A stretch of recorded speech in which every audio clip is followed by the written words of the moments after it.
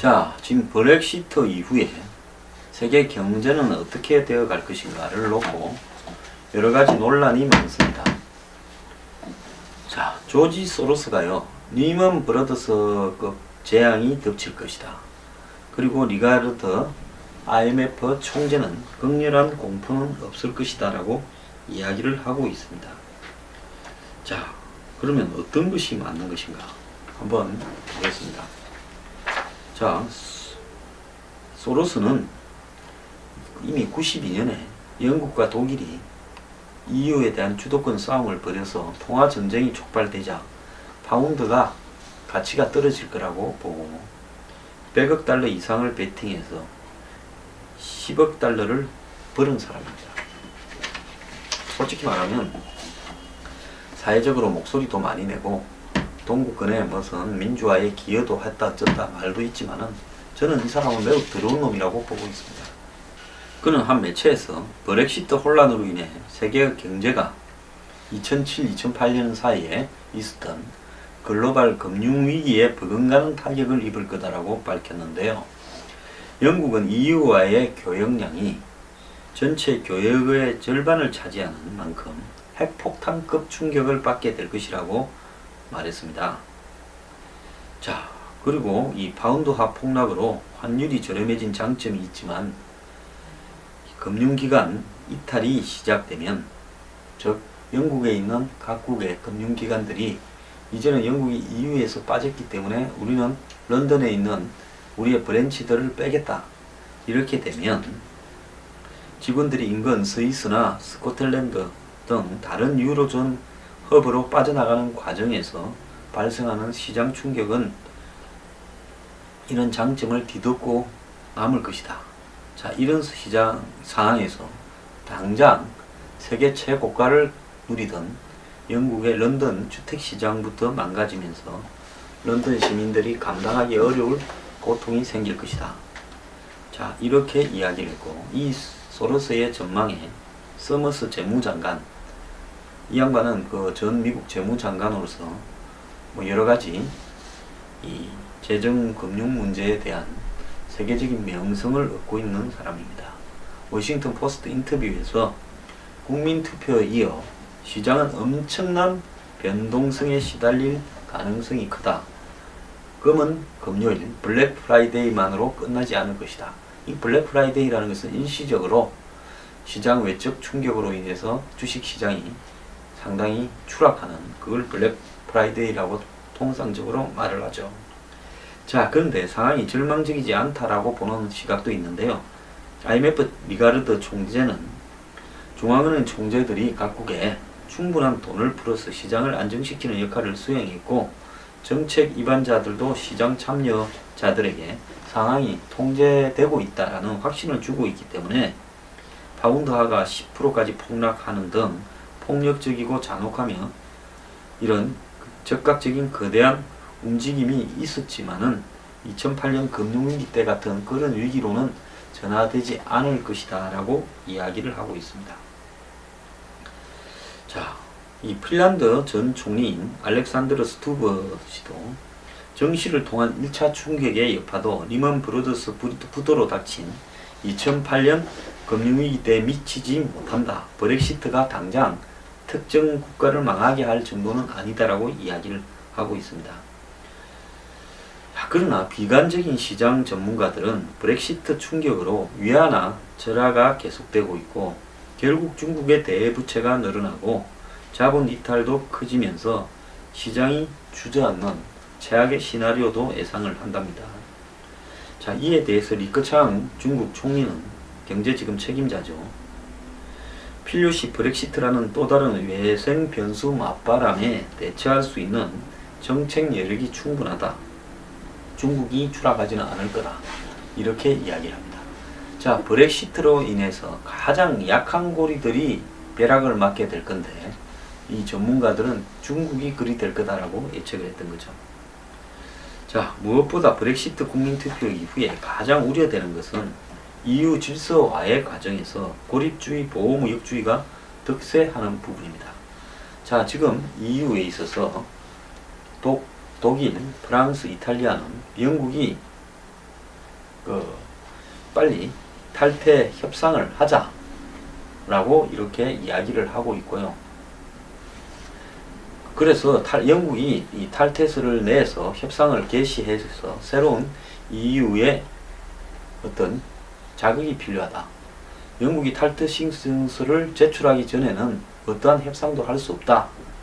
빨리 탈퇴 스케줄을 밟아라고 이야기하고 있고, 영국은 새로운 총리가 3개월 이후에 들어서서 새 총리가 하는 것이 맞다라고 이야기를 하고 있고, 혹자는 영국이 탈퇴를 통보하지 않으면서 흐지부지 끝날 거다, 이런 이야기도 하고 있습니다. 또 혹자는 영국 국민들이 선동에 속아서 이 EU로부터 영국이 받고 있는 보조금은 이야기하지 않으면서 EU에 주는 보조금만 이야기해서 시민들을 속였다.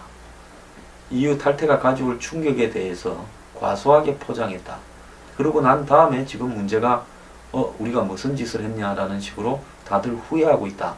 이런 짓거리를 하는데요. 이거야말로 대표적인 선동이고 서민들을 우습게 하는 행동이라고 봅니다.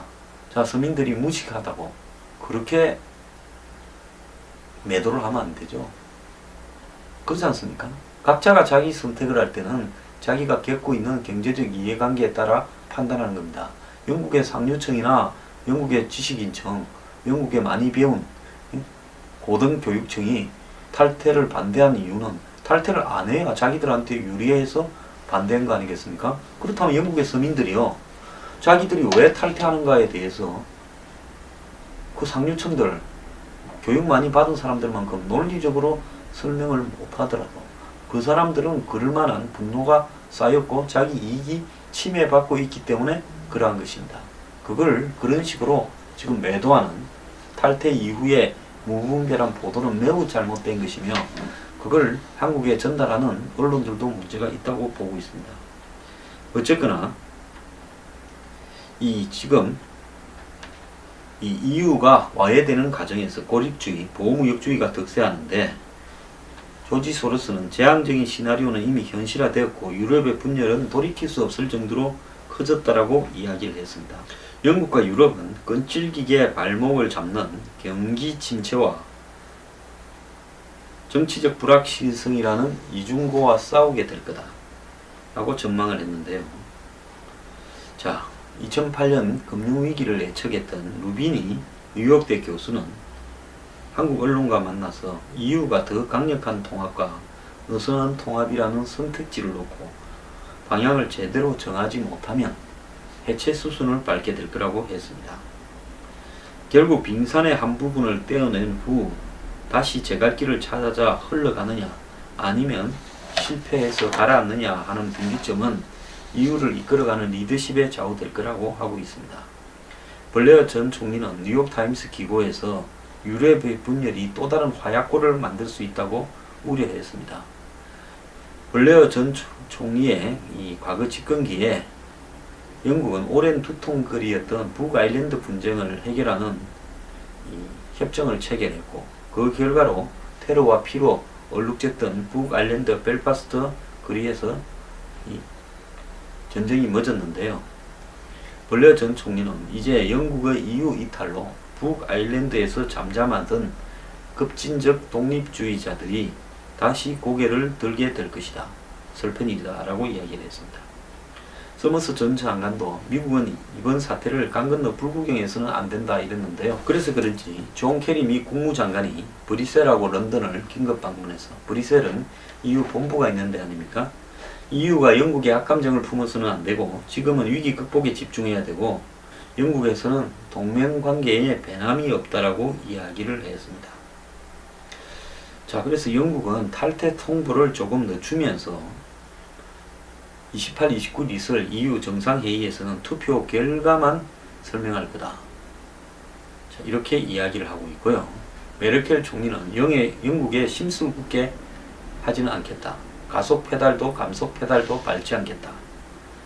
자, 그러면서 탈퇴 협상은 매우 비즈니스적으로 접근하게 할 거니까 스케줄을 내놓기 바란다. 이렇게 이야기했고, 많은 전문가들은 5년 후 유럽은 영국 연방이 북아일랜드와 스코틀랜드의 독립으로 쪼개지고 EU는 독일하고 프랑스 중심의 소수 연합이 될 것이다. 이렇게 예측을 하고 있습니다. 이 와중에 러시아와 중국은 신이 났습니다. 러시아는 나토를 중심으로 해서 자신들을 견제하는 EU의 주요 국가인, 핵심 국가인 영국이 EU에서 이탈하게 되면 EU가 반러시아 분위기를 풍기는 것이 훨씬 약해질 것이다. 즉 미국이 영국을 EU의 중심으로 놓고 러시아와 중국을 견제하는 이런 동맹 구도에서 중국이 빠져버리면 이제 각계 개별 격파를 통해서 자신들의 포위 구도를 해체할 수 있다는 것이고요. 중국 또한 이런 미국과 EU 간의 어떤 그런 동맹 구도를 깨버리고 다양한 축으로 흔들어 버리는 것이 자신들이 지금 대외 정책을 펴는데 유리하다고 보는 것 같습니다. 자, 이 서머스 전 장관은 브렉시트 국민투표 당시 설마 그런 일이 일어나겠어? 라는 분위기가 있었는데 지금 공화당 대선 경선 주자인 트럼프를 놓고도 비슷한 분위기가 있다고 말했습니다. 그는 트럼프가 대통령에 당선되어서 생겨날 불확실성에 비하면 브렉시트로 인해 세계 경제가 입을 피해는 사소한 것이 될 거라고 예견했습니다. 자, 이 양반 비교적 솔직한 이야기를 했는데요. 브렉시트보다 트럼프가 미국 대통령이 되는 것이 한마디로 기득권 신자유주의자들한테는 더 엄청난 충격이 될 거라는 걸 신자유주의자인 자신이 고백을 한 겁니다. 제프리 삭스 콜롬비아대 교수, 이 사람은 유엔의 무슨 경제정책에 자문 많이 해주는 마당발이죠. 트럼프 후보가 브렉시트 덕을 많이 볼 거라고 분석을 했습니다. 브렉시트의 배경 중 하나가 서민 블루칼라의 엘리트 고소득층에 대한 분노인데 신자유주의 노선 아래 급성장한 미국 월가를 향한 미국인의 분노 또한 영국과 별반 다르지 않다는 겁니다. 자, 제가 평소 하던 이야기가 크게 다르지 않지 않습니까? 자, 지금 전 세계에 일고 있는 이 분노의 열풍을요, 오도하면 큰일 나는 겁니다. 레이건 행정부 시절요, 예산국장을 역임했던 데이비드 스톡맨이 다음 대통령에게 조언을 했는데요. 미국에 시장이 무너질 것이고 당신이 할 수 있는 일은 아무것도 없다. 즉 미국의 정시가 붕괴될 것이고 경기 침체가 올 것이며 다음 대통령이 누가 되든 못 피한다라는 이야기를 했습니다. 스톡맨은 최근 CNBC와 인터뷰에서 다음 대선에서 힐러리가 되든 트럼프가 되든 누구도 경제 붕괴를 막을 수 없다라고 말했습니다. 월스트리트는 이미 선호 후보를 정한 것으로 보인다, 이런 보도가 나오는데요. 시티그룹이 최근 기관 고객을 대상으로 조사한 설문조사 결과에 따르면 70%가 힐러리가 미국 대통령이 될 거라고 봤답니다. 트럼프 당선을 예측하는 사람은 10%란 거죠. 즉 월가의 기관 고객이라면 돈줄들인데 이 돈줄들은 트럼프가 될 거라고 생각을 안 하죠. 안 되기를 물 떠놓고 빌고 있겠죠. 반면 소기업들의 지지도는 양측 후보에 고루 분포되어 있다고 합니다. 하지만 스톡맨은 이미 경기 침체는 기정사실화되었다. 다음 대통령이 이를 막을 방도는 없다라고 했습니다. 스톡맨은 시장은 심각한 하락세에 접어들 것이며 글로벌 경기 침체를 예상을 했습니다. 그는 이런 현상이 일어날 가능성이 역대 가장 높은 수준이다라고 이야기를 했습니다. 자, 영업이 자동차 판매 재고 비율, 화물 운송 등의 지표들이 미국 경제가 예상보다 더 불안정해지고 있다는 것을 보여준다고 말했습니다. 그럼 오바마가 경제가 살아난다는 이야기나 지표가 좋아졌다는 이야기는 도대체 무엇입니까? 오바마 그 사람은 맨날 경제가 해성되고 있다. 고용이 어느 정도 회복되었다. 금리를 올려야 된다. 이딴 소리도 하고 있습니다. 자, 이어 올 3, 4분기가 경기가 좋아질 것이라는 생각과 다음 대통령이 경기 침체를 막을 것이라는 생각은 틀렸다고 못을 박았습니다. 그는 미국 경제가 올해 말쯤 침체에 빠지는 것을 나타내는 여러가지 증거들이 있다고 했습니다. S&P 500은 1300까지 폭락할 수 있다고 경고를 했고요. 이는 현재 S&P 500 지수보다 40% 떨어진 수치입니다. 즉 주가가 미국을 대표하는 이 회사들의 주가 500개가 40%좀 더 떨어질 수 있다는 겁니다. 그는 어느 후보를 택할 거냐라는 질문에서 클린턴을 한 명 더 백악관에 보내는 일은 없을 것이라고 밝혔습니다. 이 말은 뭔가, 옛날에 하나 갔는데 남편 빌 클린턴, 이제 힐러리 클린턴이 또 백악관에 갈 일은 없다라고 이야기를 했습니다. 대신 미국은 트럼프 같이 그동안의 일상을 단절할 매기가 필요하다고 말했습니다. 지난 10년간 이 방식대로가 아닌 전혀 새로운 방식으로 국가를 운영할 수 있어야 된다고 말한 겁니다. 그는 아마 시장은 트럼프에 겁먹을 것이지만 이것은 큰 문제가 아니다. 국가 경영, 경제, 재정 정책의 기본 목적은 정시 부양이 아니기 때문에 이건 정말로 옳은 이야기했네요.